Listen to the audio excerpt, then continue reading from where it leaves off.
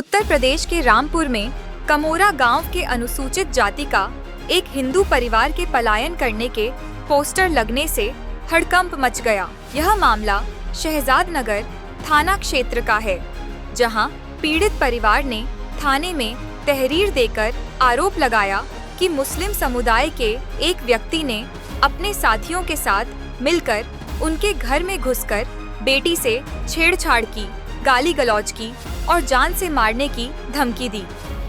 परिवार का कहना है कि आरोपी ने लड़की को नौकरी दिलाने के नाम पर 20,000 रुपये लिए थे। जब लड़की सिलाई सेंटर में काम के लिए पहुंची तो उसे अपमानित कर लौटा दिया गया। जब परिवार ने अपने पैसे वापस मांगे तो आरोपी ने पैसे देने से इनकार कर दिया। रात में आरोपी अपने साथियों के साथ जबरन घर में घुस आया, लड़की के कपड़े फाड़कर छेड़छाड़ की और माता पिता के गले पर चाकू रखकर धमकी दी कि वे गांव छोड़ दें। इस डर से पीड़ित परिवार ने अपने घर के बाहर पलायन के पोस्टर लगा दिए। मामले को गंभीरता से लेते हुए पुलिस ने तहरीर के आधार पर मुकदमा दर्ज किया और पीड़ित लड़की के 164 के बयान दर्ज किए। पुलिस इस मामले की गहनता से जांच कर रही है। फिलहाल अब पीड़ित परिवार की लड़की ने भी पुलिस द्वारा मुकदमा दर्ज करने की कार्रवाई का जिक्र किया और गांव वालों द्वारा समझाने की बात कहते हुए पलायन न करने की बात स्वीकार की। अपर पुलिस अधीक्षक अतुल श्रीवास्तव ने बताया, थाना शहजाद नगर के कमोरा में एक छेड़खानी के संबंध में अभियोग पंजीकृत कराया गया था। इसमें जो वादी पक्ष था उसको यह शिकायत थी कि उसके मामले में समग्र और त्वरित कार्यवाही नहीं की जा रही है। हालांकि उसमें त्वरित तत्काल अभियोग पंजीकृत कर लिया था और 164 की कार्रवाई जब कराई गई तो उसको बताया गया कि उसका अभियोग पंजीकृत है और बयान और 164 की कार्रवाई की जा रही है, तो उसने संतुष्टि व्यक्त की और पुलिस कार्रवाई की सराहना की। पलायन को लेकर पूछे गए सवाल पर अपर पुलिस अधीक्षक अतुल श्रीवास्तव ने कहा, जैसा कि मैंने पहले बताया कि पूर्व में उसे लगा कि उसके मुकदमे में त्वरित और संपूर्ण कार्यवाही नहीं हो रही है। उसे जब अवगत करा दिया तो वह पूर्ण रूप से संतुष्ट हो गया।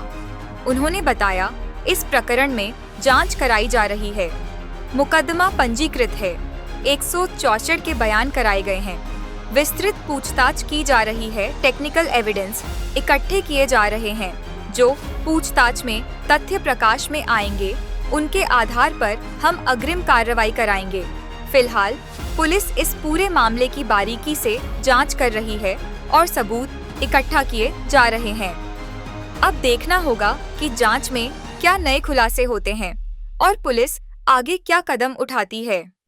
यह हमारे घर पे आया था नदीम, हमसे कह रहा कि तुम सिलाई सेंटर में तुम्हारा काम लग जाएगा, तुम्हारे 3,000 रुपये महीना आते रहेंगे, जिंदगी भर तक तुम्हारा कुछ खर्चा आएगा। हमारे पापा ने कही क्या आएगा, तो उन्होंने कही 20,000 आएंगे। तो हमारे पापा ने चैन बेच के और कुंडल बेच के उन्हें दे दिए 20,000। कह रहे थे आपकी ये घर मड़ैया सुधर जाएगी। और फिर उन्होंने क्या कि तुम्हारे घर में सही हो जाएगा, ये आगे का पैसा मिलेगा। हाँ, तो हमने कहा ठीक है, हमने दे दिए वो 20,000 रुपये। फिर क्या कहते हम सिलाई सेंटर में गए थे, तो ये मोड़े से खाली बाहर लेकर पाए थे दोनों बहनें। तो ये कह रहा कि हाँ जा रहे हो, तो मैंने कहा हाँ सिलाई सेंटर में जा रहे हैं हम। तो उन्होंने गाली वकील थी गंदी गंदी कि तुम्हारी औकात है सिलाई सेंटर में सीखने की।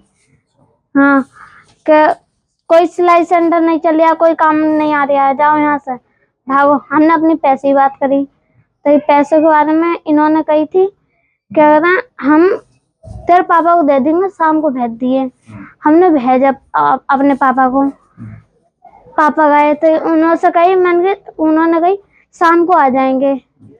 सही, वो शाम को तो नहीं आया, दूसरे दिन को 7 तारीख तीसरा महीना 11:30 बजे आया था रात के सन 2024-25 में। कई इन्होंने कपड़े फाड़े थे हमारे। हमारे साथ बदतमीजी की। हाँ, मम्मी पापा के 3 लोग थे, तीनों ने नदीम ने मेरे कपड़े फाड़े थे, मम्मी पापा के गले पे चाकू रख दिया था। तो हमारे घर में तो अंधेरा रहता, हमें कुछ ज्यादा परेशान कर लिया था, इसी वजह से यहाँ से हम जाना सोच रहे हैं क्योंकि बहुत परेशान कर रखा है हमें। तो यहाँ से इसलिए जाना चाहते हो कि परेशान किया जा रहा है? परेशान करे जा रहा है। तो गांव वालों ने हमें समझाया, पकड़ के समझाया हम सबको, कह रहे थे कि चलो हम तुम्हारा वो करेंगे, क्या तुम रुक जाओ। सुरक्षा की बात कही गांव वालों ने। हाँ, क्या तुम हम तुम्हारी रक्षा करेंगे, तुम गांव छोड़कर मत जाओ। गांव वाले ऐसा कहते हैं। हाँ, तो हमने गांव वालों की बात मान के हमने पोस्टर हटा दिए, हम रुक गए, तय कुछ नहीं। फिर हमने कहा अब पापा कहाँ है बेटा आपके? पापा नहीं पता है, नहीं है कहाँ गए, सुबह से पता नहीं है। पुलिस आई थी? आई थी, हमें ये कह के गई थी मतलब कुछ बात हो तो हमें बताना, कंफर्म करना। तो आपने इसकी शिकायत पुलिस में की कोई? कही थी, कोई सुनवाई नहीं हो रही थी, अब हुई है। कल हुई थी, करी थी, आज बुलाया हमें, मेडिकल वगैरह हुआ था। हाँ। देखिए, थाना शहजाद नगर के कमौरा में एक छेड़खानी के संबंध में अभियोग पंजीकृत कराया गया था। उसमें जो वादी पक्ष था उसको ये शिकायत थी कि उसके मामले में समग्र और त्वरित कार्रवाई नहीं की जा रही है। हालांकि उसमें तत्काल अभियोग पंजीकृत कर लिया गया था और 164 वगैरह की कार्रवाई जब कराई गई और उसको बताया गया कि उसके अभियोग पंजीकृत है और बयान और 164 की कार्रवाई की जा रही है, तो उसने संतुष्टि व्यक्त की और पुलिस की कार्रवाई की सराहना की है। क्या इसमें कोई पलायन के जो पोस्टर थे वो पोस्टर चस्पा किए थे? जैसा कि मैंने बताया पहले कि पूर्व में उससे लगा कि उसके कार्य में मुकदमे में त्वरित और संपूर्ण कार्रवाई नहीं हो रही, उसे जब अवगत करा देगा तो वो पूरी तरह से संतुष्ट होगी।